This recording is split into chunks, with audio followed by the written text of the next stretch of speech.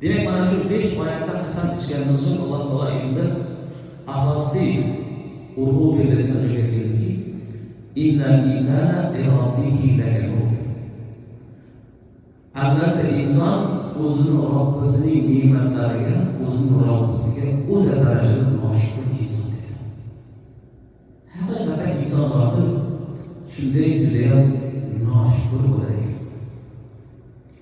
Nimaga desa, ya'ni bu yerda avval kanud degan so'zni ko'rib tursak, lakanud degan kanud so'zi arab tilida lug'atda ya'ni orttirilgan sifat deyiladi. Bir kishining o'rtirilgan varianti.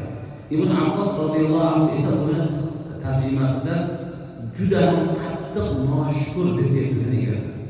Nima uchun desa, insonning tabiati shunaqa ekanki, yaxshiliklarni unutib yuborishi.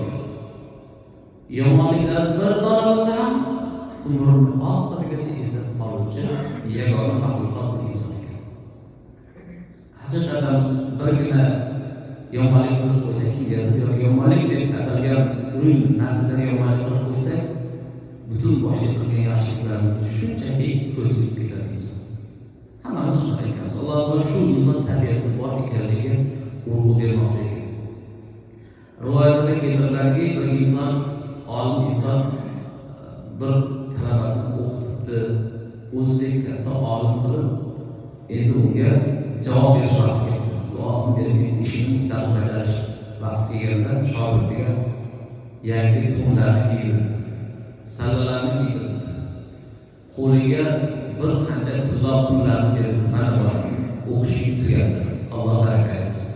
Mana yangi sarfo, mana yangi ish boshlab o'z o'rningni topish uchun mablag' oladi. Endi o'zingizga kiydirsan, Alloh sendan rozi bo'lsin deb qulog'ini tagiga bitta oldi. Shundan javob berdi. Shogird nima deyishni bilmaydi.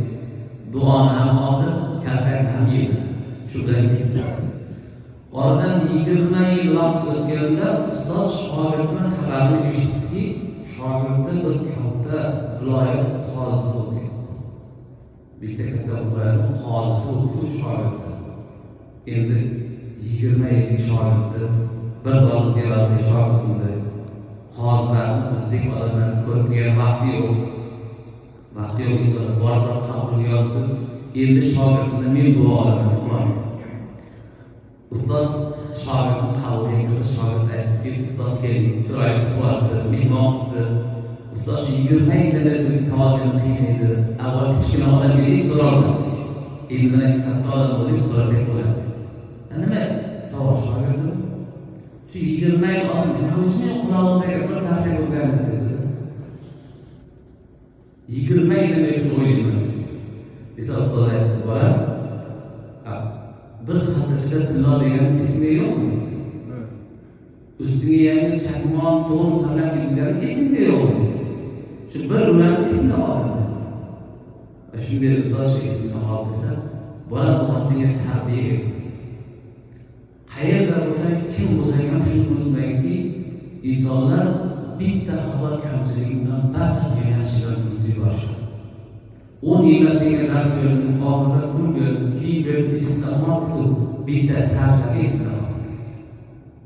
Demak, haqiqatan mana shu oyatni tasdiq bo'lib, inson borki, hammamiz tabiatimizda shunday narsa borki, yomonliklarni hammasini eslab qolamiz, yaxshiliklarni birortasini eslab qolamiz.